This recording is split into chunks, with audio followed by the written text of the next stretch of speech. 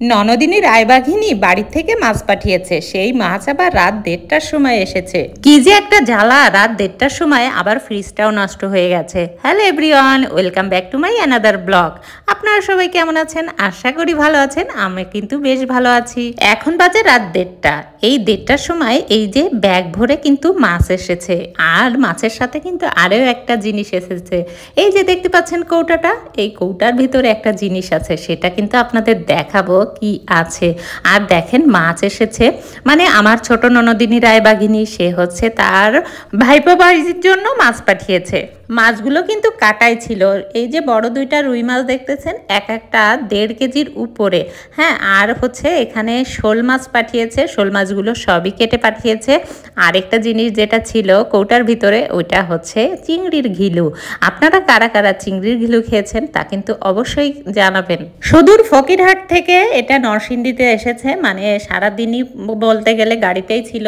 আর এই যে শোল মাছগুলো আমি একটু ধুয়ে তারপরে এটারে সিসি মেরে রেখে দিব, মানে এগুলোতে লবণ হলুদ মাখিয়ে তারপরে হচ্ছে এটা একটু পানি দিয়ে জাল করে রেখে দিব, কারণ আমার ফ্রিজটা আসলে নষ্ট হয়ে গেছে। কি আর করা। আমি কিন্তু এই জিনিসটা আমার মা কাকিদের কাছ থেকে শিখেছি। এভাবে লবণ হলুদ মাখিয়ে খুব সুন্দর করে তারপরে একটু জল দিয়ে এটা একটু জাল দিয়ে রেখে দিতে হয়, তাহলে এই মাছটা পরের দিন খুব ভালো থাকে এবং খুব সুন্দর খাওয়া যায়। তো ওখানে চুলায় শোল মাছটা বসিয়ে দিয়েছি, আর এই দুইটাকে কি করব তাই ভাবতেছিলাম। ফ্রিজ তো নাই, নষ্ট হয়ে গেছে, কি আর করা। তাই আবার ভাবলাম যে থাক, আমি একটু কেটে তারপর ভাজি করে নেব। আর এই যে জিনিসটা দেখছেন, এটা হচ্ছে চিংড়ি মাছের ঘিলু। চিংড়ি মাছের ঘিলু খেতে কিন্তু দারুণ মজা লাগে। চিংড়ি মাছের ঘিলু কিন্তু একটু জাল দিয়ে পাঠিয়েছিল, এজন্য খুব ভালো আছে। আর এখানে মাছগুলো কিন্তু সব কেটে নিয়েছি, মানে দুইটা মাছ, বড় বড় যে দুইটা মাছ ছিল, মাছগুলো দেখেন কত বড় বড় সাইজ হয়েছে। এগুলো সবই কেটে নিয়েছি, এখন ধুয়ে খুব সুন্দর করে ভাজি করে নিব। যে কোনো বাড়ির মাছ খেতে কিন্তু বেশি মজা লাগে। আসলেই বাড়ির থেকে যে মাছগুলো আসে খেতে অসম্ভব মজা লাগে।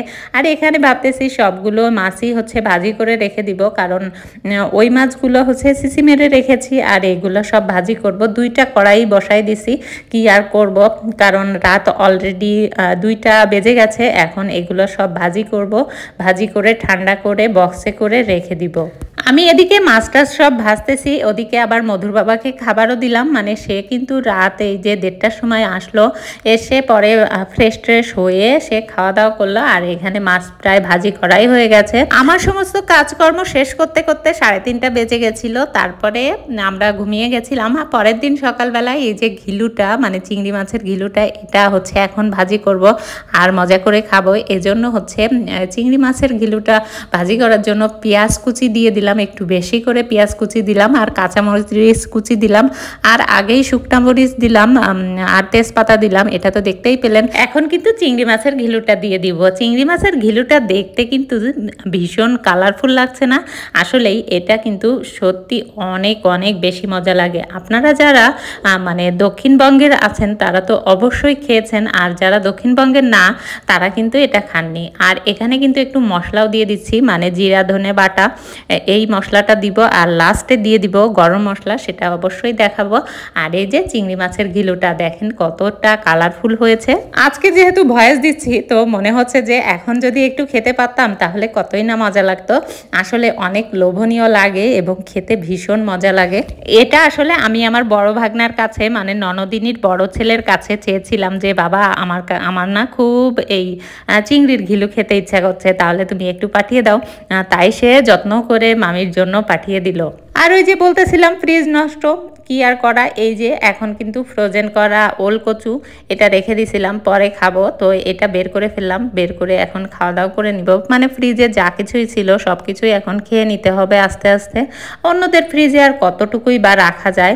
এখানে নারকেলের দুধ দিয়ে হচ্ছে ওল কচু রান্না করছি, দারুণ লাগে খেতে। আমি এখানে আসলে কাউকে কোনো রান্না বান্না কোনো কিছুই শেখাতে আসি নাই। এখানে শুধু আমার ব্লগ ভিডিওগুলো আপনাদের সাথে শেয়ার করি, আমি কি কি করি না করি সেইগুলাই আপনাদের সঙ্গে শেয়ার শেয়ার করি। তো এখানে কিন্তু মশলা দিয়ে সুন্দর করে কষিয়ে নিয়েছি। আর এই যে এটা যেহেতু কষানো হয়ে গেছে, তারপরে একটু ঝোল দিয়ে দিলাম, দিয়ে ভাবতেছি মাথা দিয়ে করব, তো মাথা 2টা দিয়ে দিলাম।